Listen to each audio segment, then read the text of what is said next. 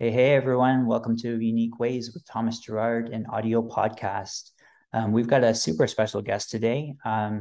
He has a decade-wide body of independent multimedia creative work as an artist, musician, and sound designer since 2006, including a music collective called ISM, which he later adopted as a personal brand.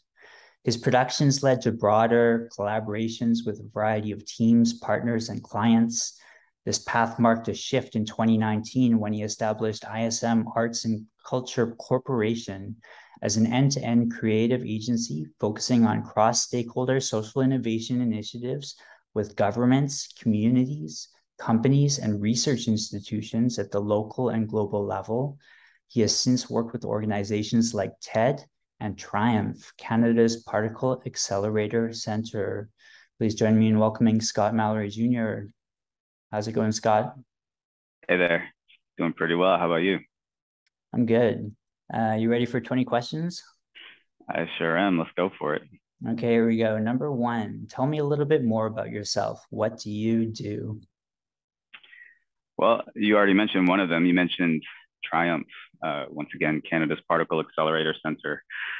That is in, it's situated on UBC. It's not part of UBC, but what happens there is that in some of the biggest machines ever built, definitely in Canada, probably in the world, they speed up subatomic particles to close to the speed of light, smash them into targets, and then look at the smaller particles that come out of them or whatever comes out of them. Once that happens, and they're able to harness that and study that and figure out what's going on with dark matter, they're able to simulate the explosions that happen inside of stars, among many other things, and harness that knowledge to create new innovations and technologies, whether it's medical treatments or other interesting technologies. So I work on science communication there, is what we call it more and more, to figure out interesting ways to communicate this to the public, attract interesting audiences, attract interesting stakeholders to this innovation that's happening, attract potentially the next generation of innovators who are working on this stuff. And there's a creative twist to it. It is under arts and culture. We consider it to be, so we do things like, applying design thinking. We're using interesting modernized technologies like LiDAR scanning to create immersive 3D experiences, and the like. So that's one of my roles. Another is at Emily Carr University, where I'm faculty. I teach in the film and animation area. So pretty much what I teach there is anything fake that you see happening in the movies that's created digitally. I teach people how to create that with sort of complicated looking software. Another role I have is with something called BIPOC Foundation. So there I'm director of strategy design and programs acceleration. BIPOC Foundation is was established a while ago, but it's relaunched in February under a federal mandate. There's a federal investment, multi-million-dollar investment in economic development in Western Canada, specifically for Black-led early-stage businesses. That's the fastest growing community in Western Canada, it's known to be, and they need to participate in the economy. And of course, there's a lot of social motivations around that. And so I was instrumental in putting together that foundation and operating it. And largely within the foundation, I built and run their flagship program, which is an accelerator for startups, cohorts of 10 at a time, in any sector. And this bleeds into my other role as director of ISM Arts and Culture, which you also mentioned. So my company sort of operates as a partner, operates the accelerator program. So overall, we have a target to help advance close to 200 businesses within the next couple of years. ISM, more on that. That's the sort of thing we do. We sort of take early stage ideas or businesses end to end on a new concept or idea. So it could be a mature organization, a government or something in academia or something else, community group, or it could be a totally new startup who's trying to build an MVP. And so we go end to end, starting with UX research, service design into business development. We do a little bit of hands-on with the 2D and 3D kind of like design, definitely the design thinking, a little bit of the hands-on work, but we don't want to become their team. And then, once the project or the product is ready for piloting, we build strategic partners around that project. So we do ecosystem building around the project so that it can pilot and ship. And then we do become a scale partner in some ways, but hopefully we can make that project or that business independent at that point. And finally, the other role that I have is as an ESL teacher, probably my favorite job. So teaching English as a second language for adults from all walks, from around 100 countries. It's one of the most interesting environments to be in. Everyone there to learn a language for a different reason, whether it's just passing a test to get through university or to immigrate or to pursue a certain kind of a career. So yeah, that's what I do. That's awesome. I'm not a science guy, but when I hear the word particle accelerator, I get tingles. It's a exciting word. Just a kind of backgrounder for the audience. A few days ago, Scott and I were sitting at my neighborhood coffee shop, and I was trying to wrangle him onto the podcast. And I feel really lucky that he's here today. So I hope you do too. Number two. Yeah. Number two, what's a key piece of knowledge that makes you different? Piece of knowledge. That's interesting. If something is known, chances are it's out there and has spread far and wide. Mm-hmm. But the way I'd interpret that and answer that is maybe the way that I empathize with the people or the partners that I work with or the people that I deliver for. I feel like there's a unique way, far from the name of this podcast, of me. There's definitely a thing that I know that I do, and I know how I do it, and I don't think I can explain it. But I feel like I'm the only one who does it in quite that way. So I think I'd say that, but also, since we're using kind of like modern, kind of like immersive 3D and all this kind of stuff and mixed reality and these different technologies that haven't been figured out yet, all of which don't really work the way that we would like them to yet, because they're still new and moving fast. I think in the environments that I'm working in, I think I have a real edge with just overall knowledge of spatial computing and how to figure out how to use those kinds of things. Whereas, I find that other practitioners are kind of like really more specialized and focused. Just some specific examples, like I can think in a really deeply technical way about color, like in different ways, or color and light and like composition and cinematics. And, I just have all of this interesting vocabulary by having taken the visual effects for film route and learned those techniques early on. That's great.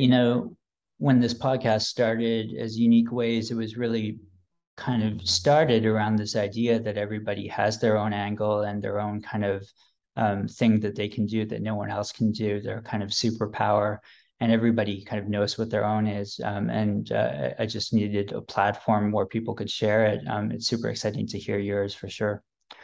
Number three is why this, of all things. Why do you do what you do? Well, nobody does just one thing anymore, do they? It's so easy to learn new things and to keep adding to your toolkit. Why these things? I think I named probably 5 things. Why those things? I think what links them together is creativity. At the end of the day, no matter what it is. And I think that's been fully realized by me going into more of the business world. Because you wouldn't normally think of business as a creative field, but I'm still applying creativity in it. Same with the ESL and like teaching a language. The process of, forming a lesson for a specific group of people and improvising during that lesson, in a really student-centered environment where you're supposed to drive collaboration and not just stand there and lecture about things. All of that is at the core, it is creativity. And that is the thing that, anything that has creativity, I'm in. Obviously I can really relate to that. Creativity is such a big part of my life, but at a certain point, as a creative, I wanted to reach people that weren't necessarily creative, a broader public and different communities. And it sounds like you're on a similar journey in that way. Yeah, and another thing I keep talking about is creative problem solving. Um, if it's not kind of like tangibly creative in a way that you can see right away, it's like some people are solving really big and really interesting problems, and it requires creativity, even if you're, a physicist. Mm-hmm. That's interesting. Okay, number 4, what does your future look like? That's a very interesting question because, well, I don't know, but I like thinking about, we're living longer and longer. When I was, 4 years old or something, I thought I was going to be like 65. Now it looks like I'm going to be like 120. Um, and, some of the reading that I'm doing, it's highlighted that, people are, if you're living that long, you're going to have a way bigger budget to like keep yourself alive that long, or to maintain your lifestyle for like double the amount of time that you thought. Um, you're going to have multiple careers, which is, it looks like that's what I'm doing. I'm not sort of doing it in 5-year phases. I'm sort of doing it all at once, and they all have their own timelines. Mm-hmm. But I see myself, I mean, I've always kind of like evolved with the technology that was there. I started with drawing and painting, and then I ended up with kind of like, I started wanting that to move and getting into the tools that were available for animation. Some of those tools were only friendly for like programmers, like for doing sound driven animation. But I kind of evolved into that, and then mixed reality, and then you know all these outlets, a music studio. Um, so I think wherever technology is going, that's probably where I'm going every few years. Um, Not to say that I'm all about technology. I think I'm still intrigued by the potential of business and different kind of like startup ecosystems. I might do a lot more of that than I expected. Um, That's yeah, great. it's hard. Yeah, it's hard to say. No, I get you. The idea of living to be 120 is super interesting. I recently saw a post come through my social media talking about tying NFTs to physical objects. And this bagel shop was getting people to buy $5,000 worth of bagels ahead of time. And with that, they get an NFT. Maybe Okay. it's a good idea. If you're going to live to be 120, maybe you need $5,000 worth of I'm bagels. gonna yeah, I'm gonna need more bagels. But but yeah, it's like, you think about stuff like, if you have a child, and it's middle class in the US, the cost, just the hard cost of that is like $250,000, um, or more. And so you start as soon as I realize I'm going to be over 100, it's going to be like, oh crap, okay, so where am I going to get $500,000, right now? I mean, it doesn't work like that. You don't just like get it and hold on to it and then use it. It's sort of like an ongoing thing, but it's still a little bit daunting to be thinking that far ahead. That's super interesting. We haven't had a guest say how old they'll live until, so that's great. Number 5, and this is I think a unique question to this podcast. It's let's talk about location. How does the notion of place play into what you do? This is a bizarre and fascinating question, and entertaining because I've heard you talk about that topic a little bit. Um, uh, hmm. So where I am right now, I mean, I'm based in Canada, in Vancouver, but I'm from the U.S. and that's home. All my family's there. I have one second cousin here who's a lot older than me. He had a son who's gone elsewhere for school and for work. Um, but the interesting thing about this is that I never said I'm going to move to Vancouver. I've been here officially like 7 years or something like that. And I was here 3 years before that. The reason I came here was to study visual effects for film, and to learn sound driven animation because this is the only place it was being taught. That's how sort of new and unpopular it was. It was like, I mean, I was trying to learn that software and I called the company, like, how do I learn this software?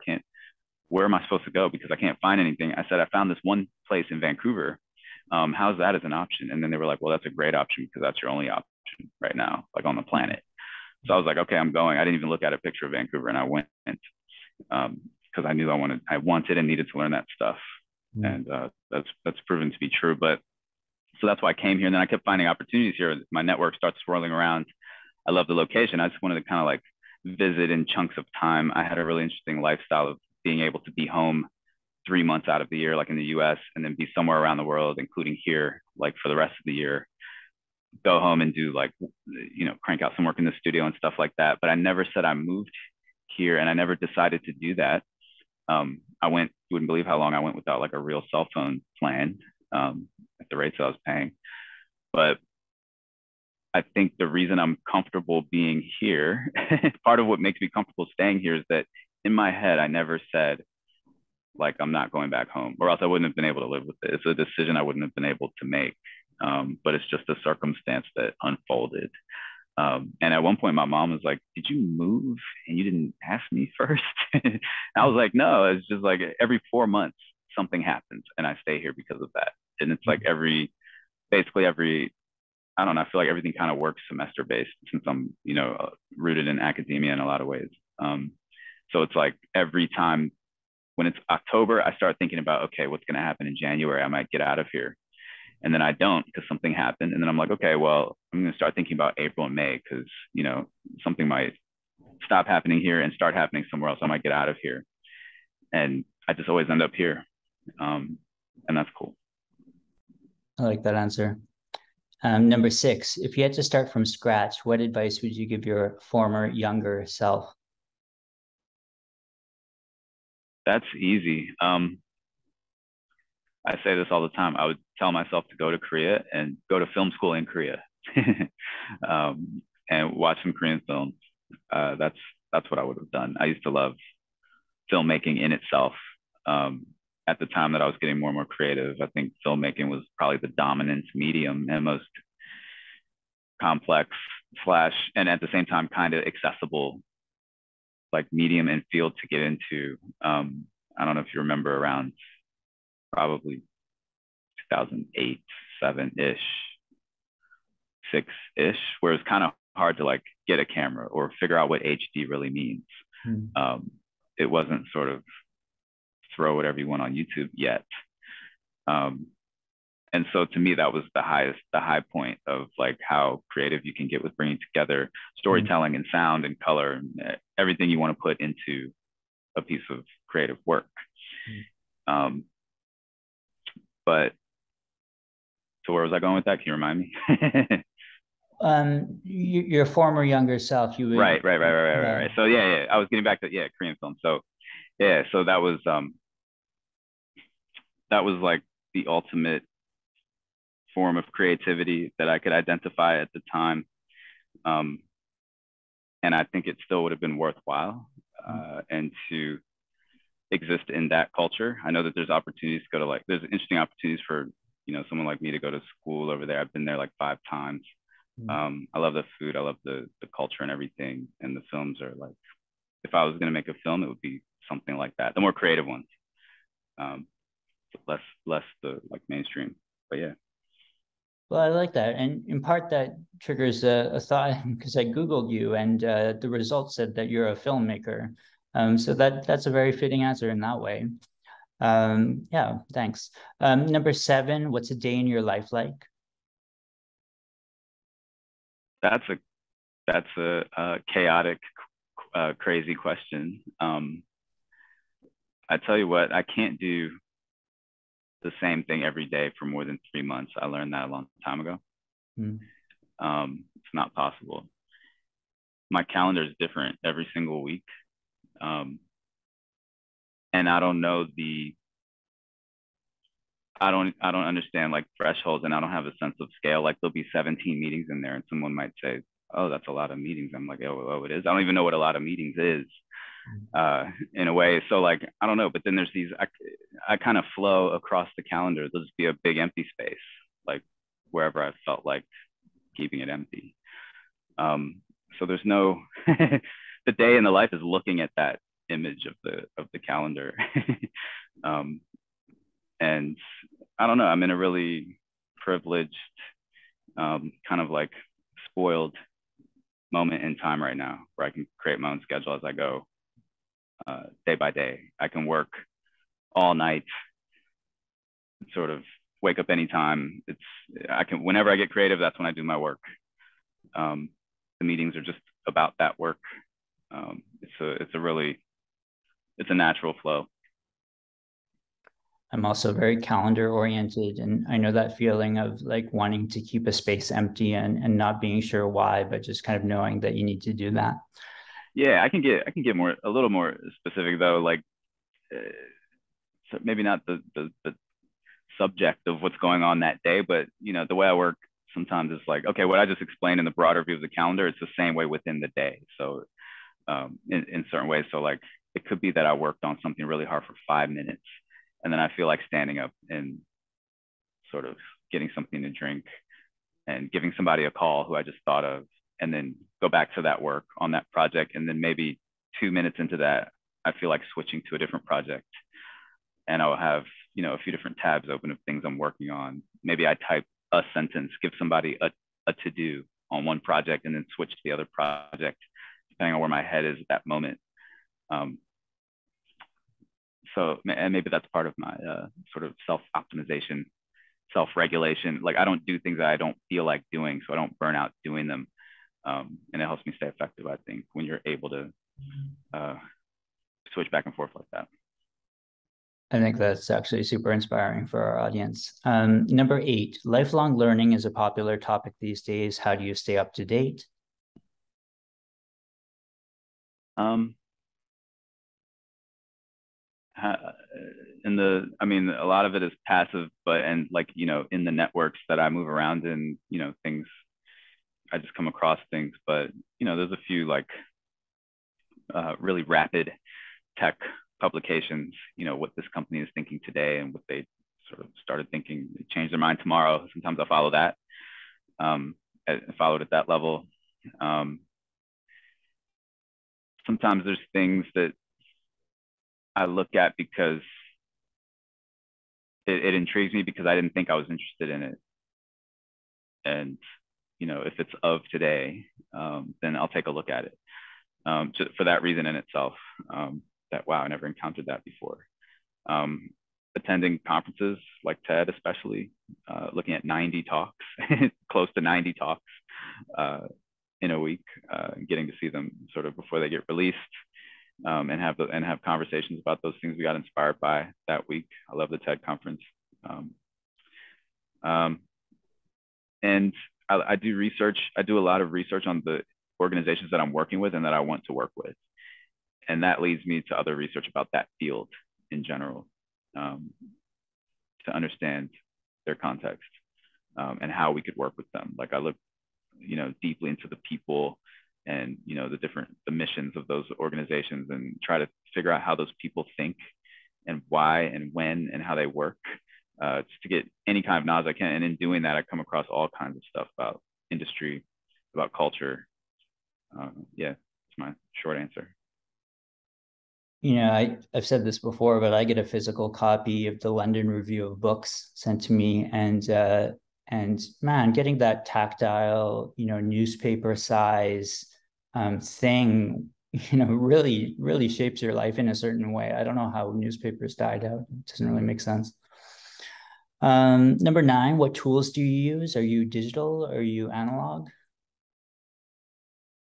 I'm mostly digital unless I'm teaching English. Yeah, all the technologies I'm using it's all digital technology that I'm using to do everything. But when I teach English, I mean, that's getting more and more digital. I mean, you learn on a whiteboard, and there's a lot of you have to mix in like kinesthetic learning, so you need like things that people can touch. But there's like interesting exercises that I'll do. Like, I'll have the students sort of take a piece of paper, tear it up, fold it up, and tear it into squares, and have them write something on the squares. And then we use those sort of vocab words to have mixers and things. You can go around the classroom and talk about them. Like, so I go super analog with like pieces of paper and pencil. Sometimes these days in those classes, sometimes I'm like, wow, I haven't used a pencil in a long time. But I like the whiteboard too. for speed sometimes. Yeah, it's super weird. A couple times recently, I was looking for a pen, and I don't have pens anymore. I don't have pens. I'm so digital in some I way. have cups full of them. I just don't use them. No, it's good. They're all brand new, but yeah, these days like I'm all like lidar scanners, VR headsets, uh, trying to keep up with all that stuff. Just got a HoloLens. Okay, halfway there. Number 10. How do you deal with work-life balance? That's an interesting question. It's by synthesizing the two. So my grandfather used to always say like, because I used to spend most of my time on music, um, sort of learning and recording sort of a dozen instruments and things, spending like a dozen hours like in the studio at a time. I spent so much time in the studio that like when I ate dinner, I would go get a bite, like cut a piece of chicken and take a bite and be chewing and go back into the studio and be playing while I'm chewing. And then when I finish the bite, then I go back and get another bite, come back and play while I'm chewing because I couldn't let it go.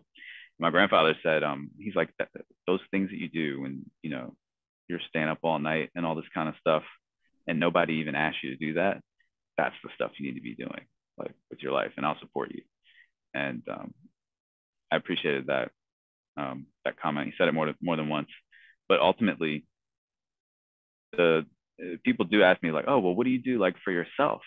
And I'm like, well, these are my hobbies. I just managed to somehow turn them into my work too. I love the stuff that I'm doing. It's not work. Um, and that's the other thing my grandfather used to say. He said, if you love what you're doing, it's not work. Great answer. Number 11. If you weren't doing what you do now, what would you be doing?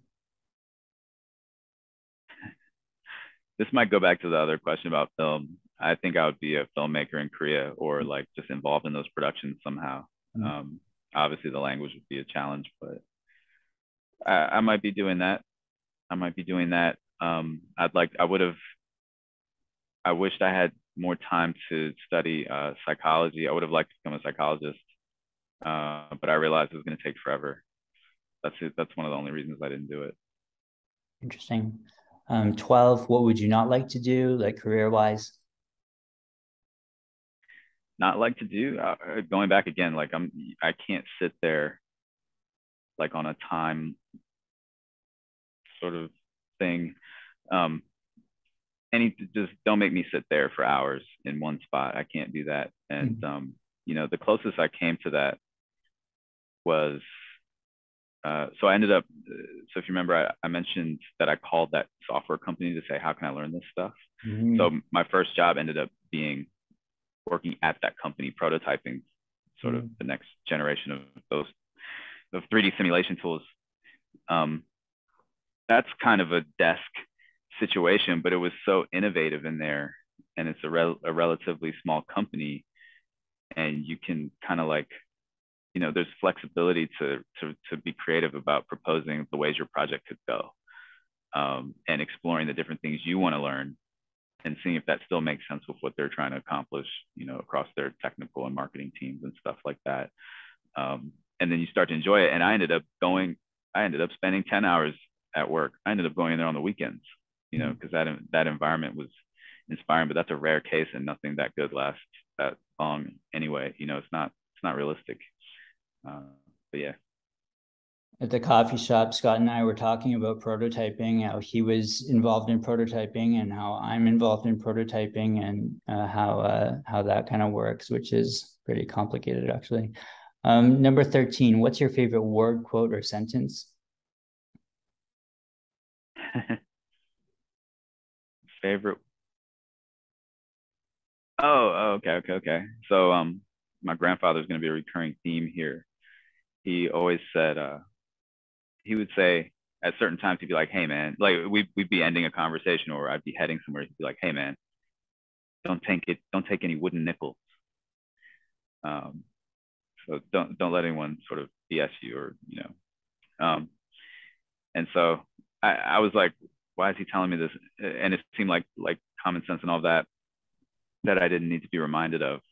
But I don't know, it was hilarious to me. A couple years later, and I was like 7 or 8 years old, or maybe younger when he started saying that to me.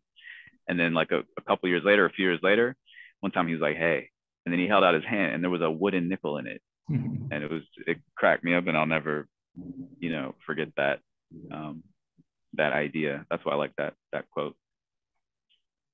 One of our earlier episodes was Dr. Garnett Hertz, and he talked about being able to CNC some materials. Maybe we can get him to make some wooden nickels. That would be fun. Number 14, what's your least favorite word, quote, or sentence? My least favorite, that's easy. Follow your passion. I mean, that, and because you can't figure out what that is, so it's not useful, I think. But it's like you need more complex ways of thinking about what it is that you want to be doing and why. But and I have that conversation a lot in like the startup accelerators and stuff like that. It's more like there's better approaches of like, what problem are you trying to solve, or are you trying to become a zillionaire, or do you just want financial comfort, and what do you consider to be financial comfort? I think I got to think about that stuff early on, like with my grandfather. He was like, okay, so for the way it looks like you like to live your life, this is the amount of money that you need to make per year. And if you're with someone and you guys split that up, then this is how, that could be achievable. So you don't have to drive yourself insane on kind of like an ocean's worth of goals. But so that's one, follow your passion. I'm not a fan of that one anymore. And it's good to get started on thinking about those kind of things. But there's another one, can't remember exactly how it's phrased. It's like, it was in the wall in University of Maryland where I did my undergrad. If you're, I don't know, basically, if you believe in something, then you can achieve it. But there's really interesting, I also studied philosophy in that building. So there's really interesting questions about how to know whether you actually believe something. So that kind of cancels itself out to me, I think. Anyway. We had a great episode with flight attendant named Sneha Ray, who talked a lot about spirituality and about maybe these kinds of questions, but in a nice, subtle way. For our listeners, you should really check that episode out. Number 15, if you had to just pick one word to describe yourself, what would you choose? I was going to say eclectic, but I think I'm going to change that and say creative. Nice. 16, what keeps you up at night? Creativity, my work. That's what, thinking about, the problems I'm trying to solve, big or small, within a project, or like new ideas that I have. Sometimes I wake up and write stuff down, or sometimes I wake up at 3 a.m. and start working because I can't let go of what jumped into my head at that time. And I don't want it to go away. I have a great idea. Plus, I'm on this like make my own schedule thing. So if I get up at 3 a.m., it's not really gonna, it's not gonna matter much. Nice. 17, what's a dream you're chasing? Dream. Well, I think, I don't know if you'd call it a dream. I feel like it's a dream because like anything that you just can't be sure. I think that 120-year thing, I'd hope that I wish for financial comfort on that journey. I'd call that a dream. I just can't conceive of that number of years, and what I would be doing. So to be healthy and stable in those phases, after the century mark, is such a mystery to me. So there's that, to have a smooth sort of, I don't know, scenario or transition into those phases. But so that's one in itself. But two,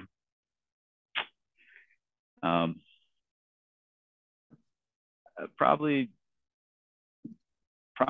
to to complete a feature film that I'm really, happy with, and that's produced like largely on my terms. Nice. I love it. Yeah. Final stretch. What inspires you? Um, that It's probably a different answer every day, every 5 minutes. Sometimes I see a color and I get inspired, or it could be uh, something obvious like one of the world's biggest problems. Um, it could be a film, the combination of sound and visuals. It could be sound design in itself. I like the visceral response to kind of like different aesthetic uh, things that are happening. That probably in the deepest way is what inspires me, but in an abstract way. It's not like you can't you can't attach like some kind of reason or agenda to it. It's just, oh, I saw some interesting shapes, and then I got in a creative mood because of that, and that sent me down a rabbit hole on a project. Nice. Number 19, any advice you'd like to share? Yeah, this would echo a little bit of the storyline that I talked about earlier. Of I think I mentioned like what was going on with video cameras and YouTube and everything around 2006, 7, 8, 9. Um, all the roles, and from the very beginning of this full circle, all the roles that I have, I think those are roles that did not exist. Like when it was time, that's how fast everything is moving. When it was time for me to start thinking about what I want to do with my life, those roles didn't actually exist yet. So how would I ever know or be able to predict? I would have, and you know what? I never did decide and say, oh, this thing is what I want to do. But imagine if I did and then ruled out the things that I'm doing now. So my advice would be like, be aware that 10 years later, the world, 10, 15, 20 years later, the world is going to be a different place. And there'll be, all sorts of opportunities you would have never have imagined. You would never have imagined, like, the particle accelerator scenario. What's happening at CERN in Switzerland, and when they turn that thing on, and everything that happened around the Higgs boson, and then that spawned an artist residency there, and all these other things could happen. And then arts and culture curator did not exist at Triumph until 5 years ago or something, when I got there. ISM arts and culture did not exist. The methodology that we used did not exist. Maybe ESL teaching to a degree, but the things that we're teaching at Emily Carr, those things didn't exist. The things we're doing in the research lab there with mixed reality, and what I mean is, I mean in some small way, yeah, they were manifested, but I mean the roles of like what you could do with your life and your career, and the paths you could take, that stuff didn't exist when it was time for me to be thinking about it. So, but no one told me to look ahead in that way. The only time I got a sense of it was when my dad, he was working on the Hubble telescope. The camera needed to be repaired or something, and he was helping put that thing together. And around that time, he was telling me like, and I was in elementary school or something like that, and he was like, yeah, so 20 years from now, we're going to be able to fly up into space and then fly back down, and you can be in Japan in a half an hour from here. He's like, but that's 20 years away. Like, I almost didn't believe him. And he's like, that's 20 years away. But then at 20 years from now, it's going to be too expensive for us to do it, even though we could do it. And so we have to wait even longer. And that's exactly what's happening. But that was my first exposure, and probably my only exposure to thinking in that way. But I wish that others were more proactive with letting me know that information. So that's what I would like to tell you today. Well, that's awesome. Number 20 is the juicy one. How can our listeners keep tabs on you? How can we follow you or check out what you're doing? There's something called iscottm.com, which is a crystallized portfolio that now directs you to ISM Arts and Culture. And so you'll find, so you can start at either spot. iscottm.com or just as ISM will tell you why you are being redirected to ISM Arts and Culture. A little bit more, maybe a little more of the story. It's easier to show than tell, so some of the visuals are there. But ISM Arts and Culture is ism-ac.com. Lots going on there, but I like it, personally. If you're looking to connect, LinkedIn is good for me these days.